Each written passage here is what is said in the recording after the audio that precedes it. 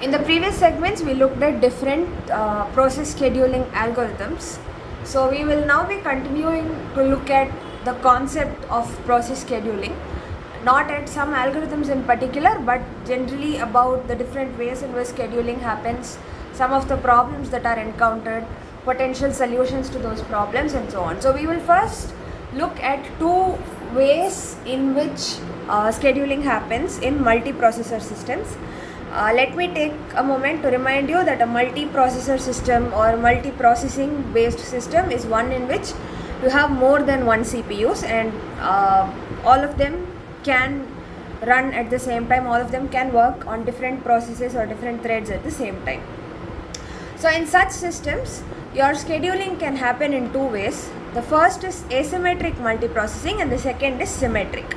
So in asymmetric multiprocessing, one CPU acts as what we call the master server. So this CPU takes care of allocating, scheduling and other tasks to all other CPUs. So this CPU acts like a manager or a leader of a team, so to speak. So if you have a team and a bunch of you are working in a project, you're going to have a leader or manager or someone who's responsible for assigning tasks to each individual, right? So in asymmetric multiprocessing, we have one CPU which exclusively performs that job of allocating tasks to the remaining CPUs.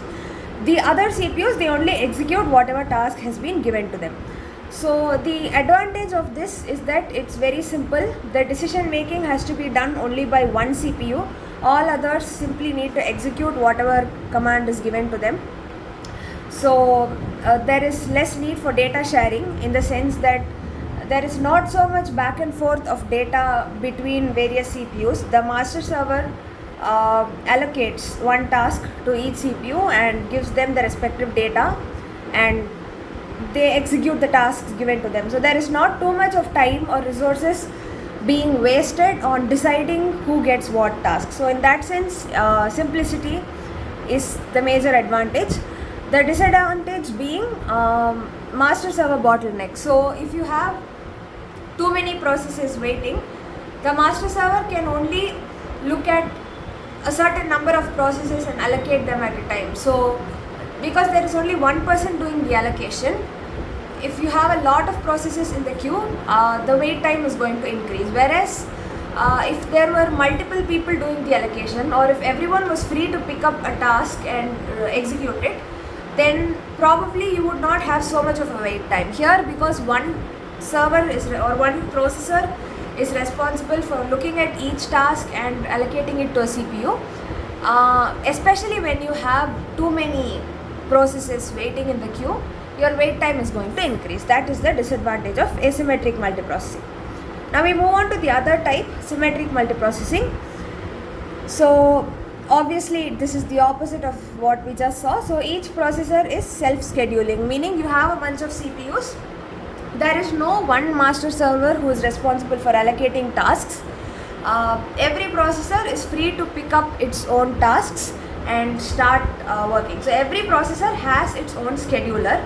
So that scheduler runs on the basis of one of the various scheduling algorithms with which you are by now hopefully familiar.